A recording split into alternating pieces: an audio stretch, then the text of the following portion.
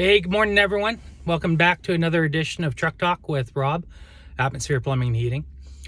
This week, I want to talk about hot water tanks versus tankless water heaters.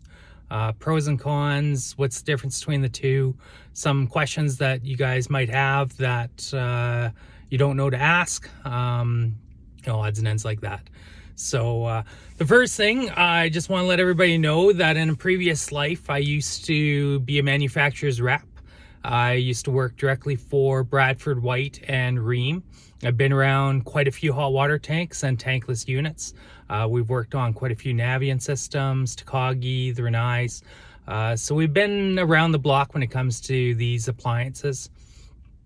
So if you're wondering about who is qualified to work on them, give us a call because we can definitely help you out. So where I'm going to start off is tank style hot water tanks.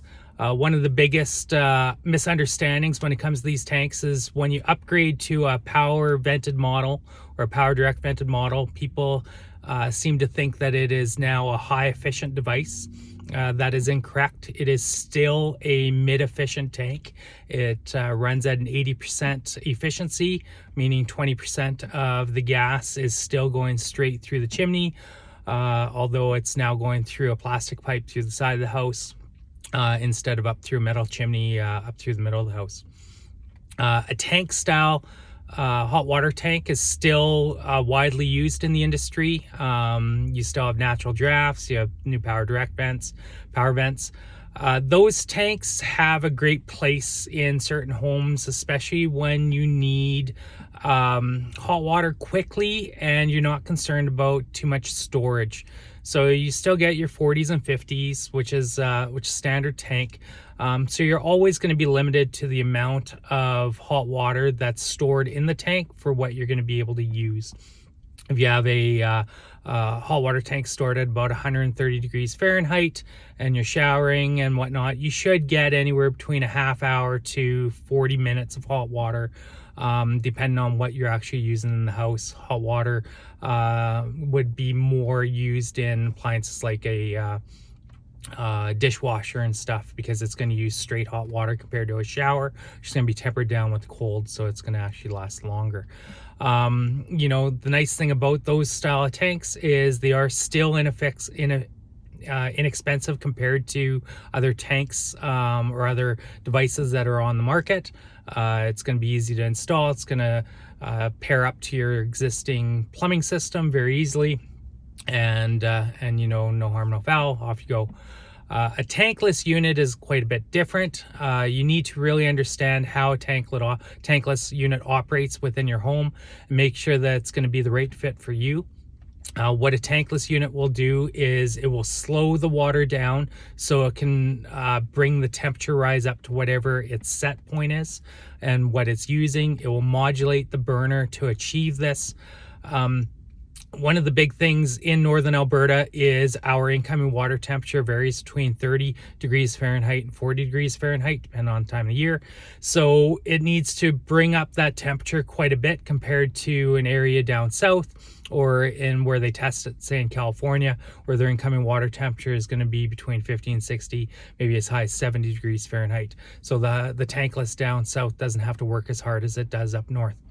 So saying that, the tankless units up here only get between 3.5 to 5.5 gallons per minute, because it needs to try to slow the water down to overcome the cold water temperature that is coming into the unit. So you have to really understand on what is going inside your home and how it's going to be used so that you don't overtake the gallons that the flow rate that the tankless is trying to put out. So if you have a corner jacuzzi tub that has a Roman tub filler on it, the standard Roman tub filler starts at about 7 gallons a minute. You can get ones that have aerators on them that slow it down further. You just have to take a look at how long it's going to take to fill up that tub. Yes, you're going to have continuous hot water to do it, but it might take 45 minutes to an hour to achieve the depth of water in the tub that you're trying to run. So, big corner houses with big jacuzzi tubs may not be the greatest spot to have these. You also have to take a look at how many bathrooms are in the house, how many people could be using those bathrooms at the same time. A tankless unit is great for, in my opinion, it's great for bungalows, cabins, smaller homes. When you start getting into the bigger homes where your flow rates could be much higher, you want to make sure that you really pay attention to how many things are going to be, how many appliances are going to be turned on at the same time, so you don't overtake that unit. You might need two tankless units to achieve what you're trying to do, which maybe isn't the most cost-effective way of doing it. There's a lot of pros and a lot of misunderstandings when it comes to the difference between the two. We just want to make sure that everybody that is talking and interested in putting these appliances in their home really have all the education that they need to achieve this. I don't want to get on for too much longer. I just want to make sure that you guys understand that we are here to help, here to answer any of your questions, and we want to be here to support you. We have lots of education on it, and we're continuously educating ourselves on units, make sure that we can give you guys the best service that we can.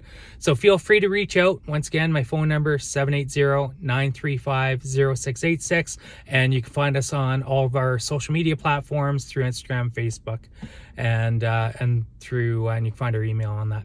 So thanks again. Sorry for being so long, but thanks for sitting around and listening. Take care.